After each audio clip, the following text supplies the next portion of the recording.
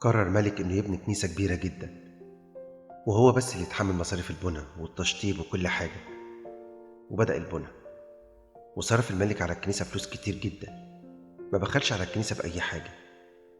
وقبل ما يفتتحوا الكنيسة بكام يوم، حطوا يافطة على أول الطريق عليها اسم الملك واسم الكنيسة. لكن تاني يوم حصلت حاجة غريبة، اسم الملك اتشال من على اليافطة، ولقوا اسمين تانيين مكتوبين مكان اسم الملك.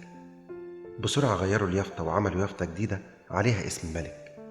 لكن تاني يوم اختفى اسم الملك من على اليافطة، ولقوا اسمين تانيين مكان اسم الملك. وتكرر الموضوع ده أكتر من مرة، وعرف الملك بحكاية اليافطة وحكاية اسمه اللي بيختفي من على اليافطة. فقام الملك وقلع التاج من على راسه، وقلع اللبس الملوكي، وركع على الأرض وصلى عشان ربنا يكشف له اللي بيحصل ده بيحصل ليه. وفعلا ظهر ملاك للملك وقال له: في طفلين أحق منك في كتابة أساميهم على اليافطة عشان دفعوا كتير قوي. استغرب الملك من الكلام، وقال للملاك: أنا ما خليتش حد يدفع أي حاجة في بناء الكنيسة، أنا اتحملت كل المصاريف لوحدي. قال له الملاك: في طفلين لما سمعوا إنك هتبني كنيسة كان نفسهم يشاركوا في بناء الكنيسة بأي حاجة، لكن للأسف ما كانش معاهم فلوس عشان يتبرعوا بيها.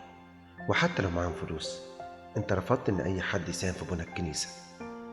لكن الطفلين دول كان عندهم قلب مليان بحب ربنا وحب خدمته، فقرروا انهم يملوا طبق كبير بالمية ويحطوه على الطريق عشان الجمال اللي شايلة الحجارة اللي بيبنوا بيها الكنيسة تشرب وتقدر تكمل طريقها لحد مكان الكنيسة.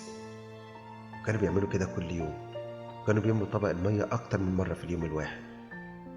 الطفلين قدموا كل اللي يقدروا عليه، قدموا حب، والحب أغلى من الفلوس.